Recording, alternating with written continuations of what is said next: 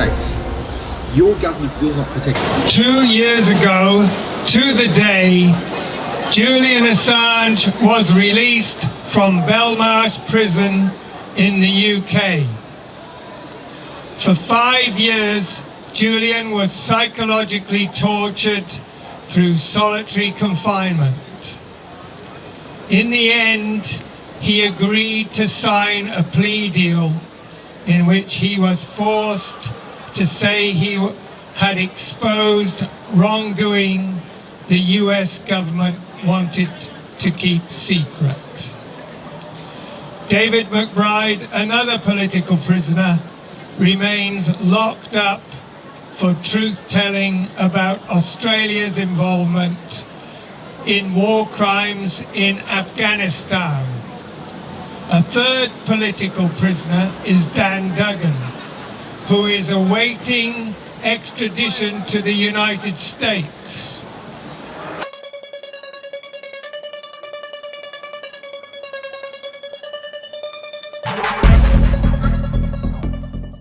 Hi there. So a lot of talk has been happening this week because it's been 2 years since Julian Assange was freed. However, I will tell you that there's been less talk about getting Dan Duggan out of jail and home to his family, and that kind of annoys me. Some little time ago, well, it was more than 2 years ago, when we had a lot of people here because of Julian Assange. You know, Julian Assange had rock star status. People such as Dan Duggan and also David McBride don't have rock star status, and so there are less people for them. You know, while Julian was in prison, David McBride came along here sometimes, and we all sort of thought, oh, David is going to be the next Julian who we have to help. We don't have the same turn-up that we had once upon a time for Julian that we have for David. More importantly, we don't have any such turnout at all for Dan Duggan, and Dan Duggan, you have to realise, he has been in an Australian jail for, you know, since 2022. He is awaiting extradition to the US. It's now got to be fought in the High Court, which will be, you know, the last-ditch effort to free Dan Duggan. If that fails, he will be sent to the US. Generally, when someone goes to the US to face stuff like that, they're already considered guilty the moment they get off the aeroplane and get hauled into the courtroom. And, you know, the indictment will no doubt have the word China written all over it. Let me tell you something about this if you don't know. It's really important. Like, you know, Dan Duggan trained pilots in South Africa in 2012. This is after he was made an Australian citizen. You know, he trained them in T2 Buckeye training jets. They were made when? In the 2000s, in the 90s, in the 80s, in the 70s? No.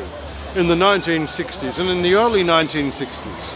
So for Dan Duggan to have trained civilian pilots in jets made in the early 1960s, T2 Buckeye training jets, I think the T may stand for training, I'm not sure, made in the early 60s, how the hell can he have trained, you know, the Chinese or the Bunyaps or the Neptunians or anyone in military secrets if the planes were that old?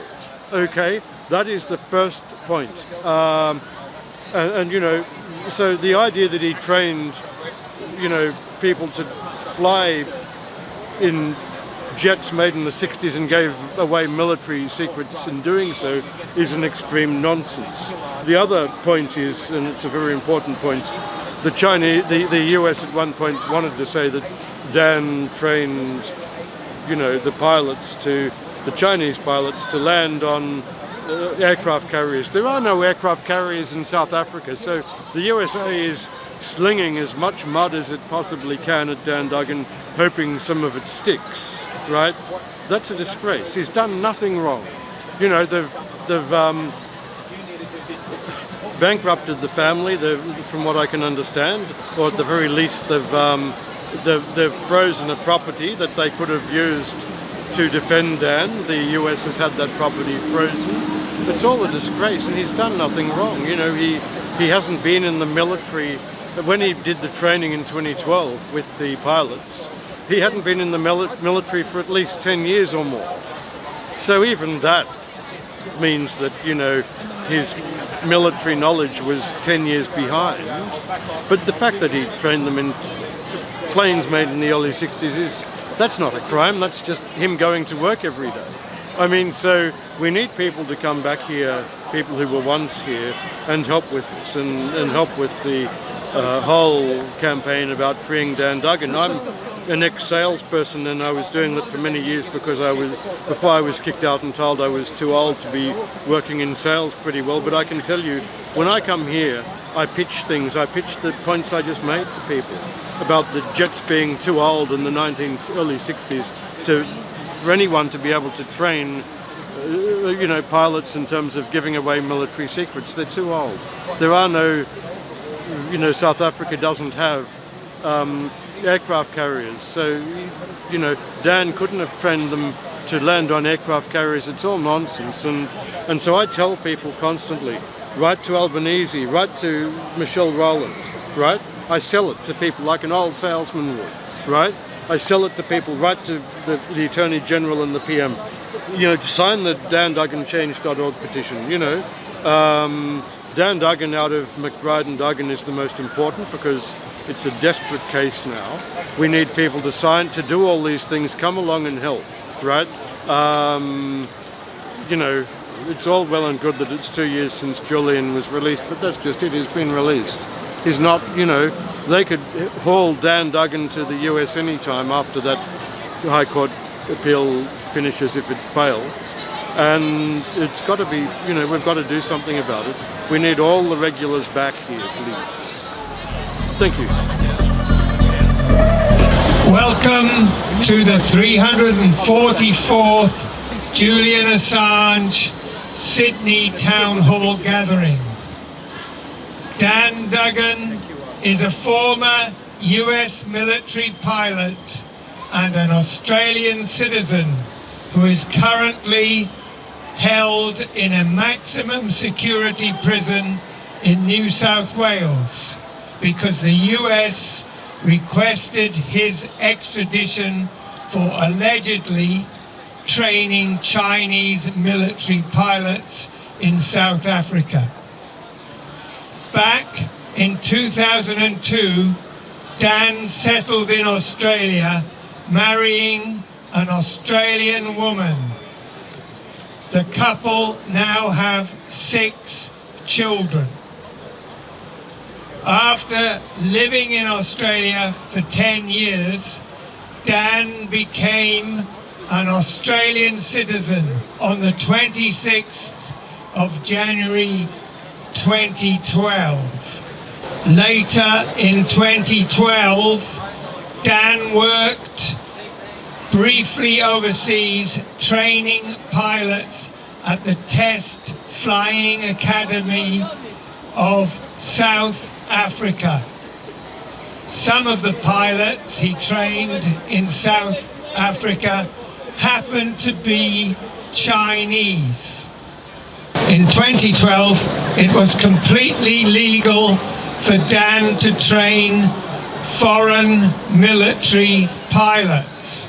According to Dan, none of the Chinese pilots he trained were military pilots, but even if they were, Australian law at the time permitted him to train foreign military pilots. 5 years later, in 2017, an indictment against Dan Duggan was officially returned by a US federal grand jury and was sealed. This indictment remained sealed for another 5 years. In 2018, while the indictment against Dan Duggan remained sealed, Australia passed national security legislation which made it an offence in Australia to train military pilots. On the 21st of October 2022, Dan Duggan was arrested and placed in solitary confinement. Dan was to remain in solitary confinement for 19 months, even though keeping someone in solitary confinement for more than 15 days amounts to torture, and it is a severe breach of human rights. On the 9th of December 2022, 19 days after Dan's initial arrest, the US indictment against Dan Duggan was officially unsealed, and the US formally requested his extradition.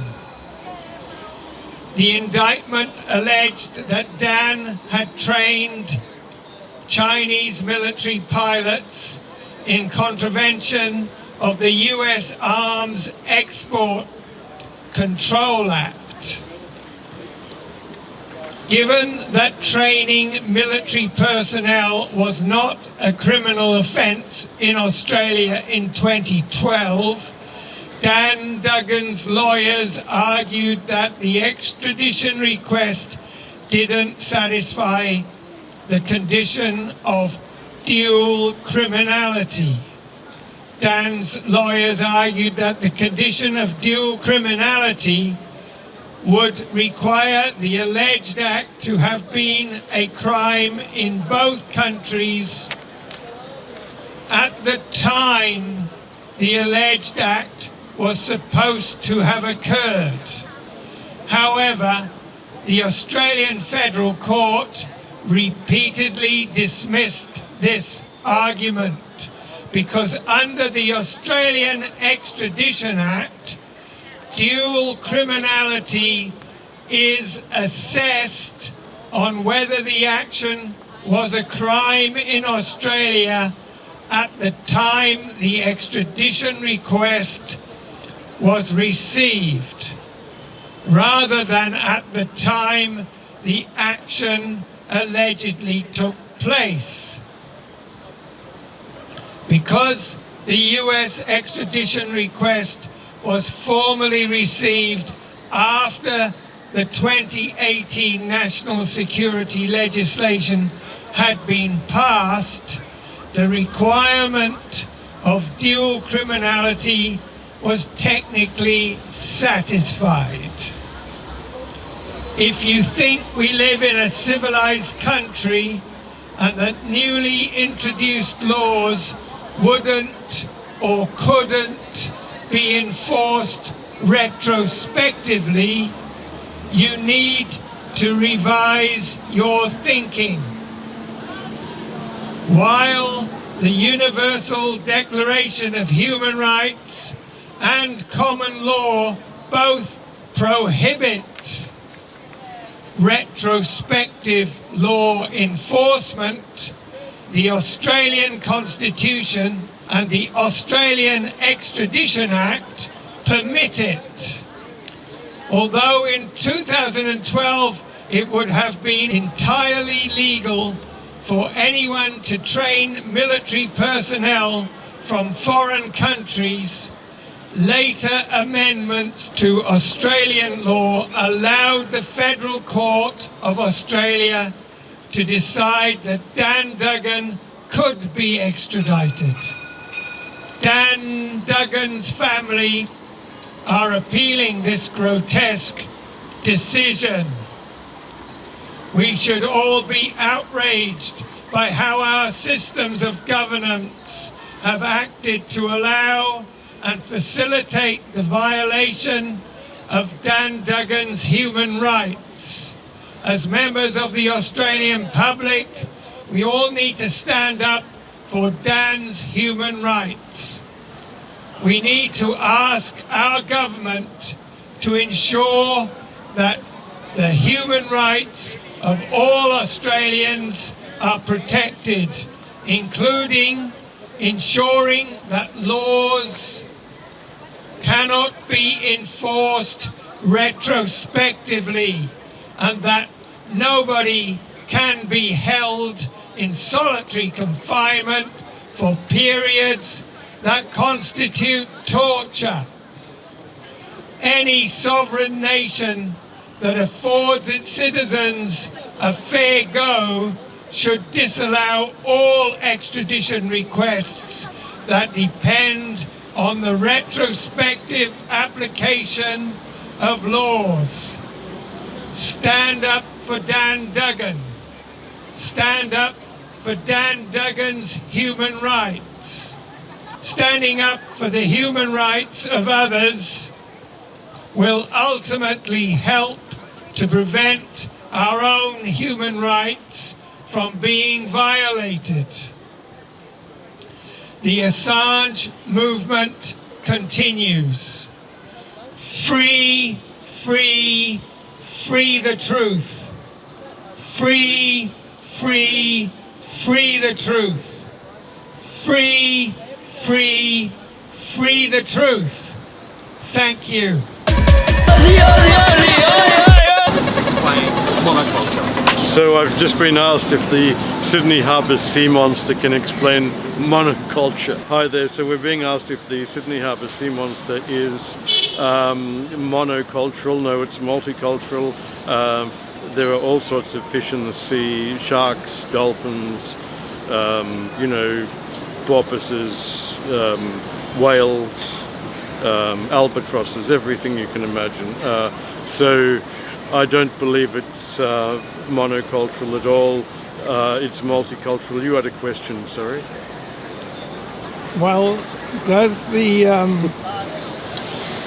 multicultural Sydney Harbour sea monster tolerate other species? Well, it depends on which ones. I mean, there are a lot of alien fish from other planets in the sea that we don't know about. And it plays poker with them, so it only gets up, it only doesn't tolerate, the sea monster won't tolerate them when it's losing at poker.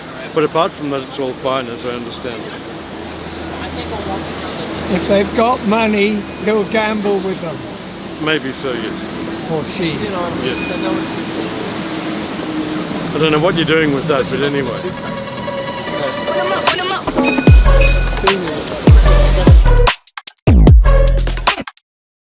We are all Assange.